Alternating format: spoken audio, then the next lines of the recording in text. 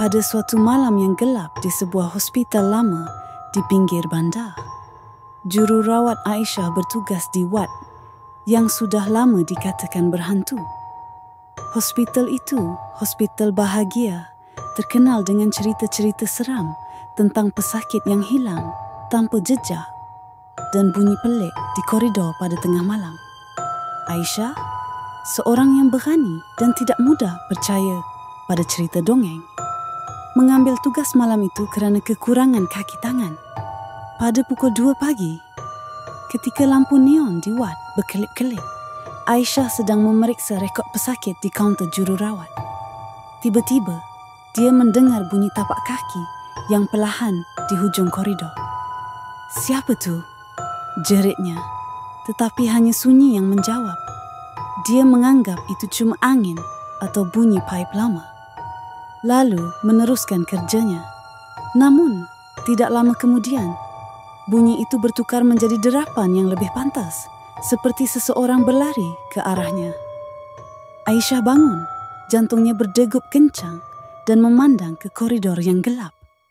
Di hujung lorong, dia ternampak kelibat seorang wanita bertelanjang kaki, memakai gaun hospital yang usang dengan rambut panjang menutupi wajahnya. Kelibat itu bergerak perlahan ke arahnya, tetapi tiada bunyi tapak kaki, seperti dia melayang. Aisyah cuba menenangkan diri, berfikir itu mungkin pesakit yang tersesat.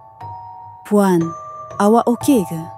Jom saya bawa balik ke katil," katanya dengan suara yang cuba berani. Tetapi kelibat itu tidak menjawab. Sebaliknya dia mendengar bisikan halus, "Tolong, dia masih di sini." Aisyah terpaku. Bisikan itu bukan dari kelibat itu, tetapi dari arah belakangnya. Dia menoleh, tetapi tiada siapa di kaunter. Apabila dia memandang semula ke koridor, kelibat itu sudah hilang. Jantung Aisyah hampir terhenti apabila lampu di wad tiba-tiba padam, meninggalkan dia dalam kegelapan. Dalam gelap, dia merasakan sesuatu menyentuh bahunya. Jari yang sejuk seperti ais. Dia menjerit dan berlari ke bilik rehat jururawat, mengunci pintu dengan tangan yang menggigil.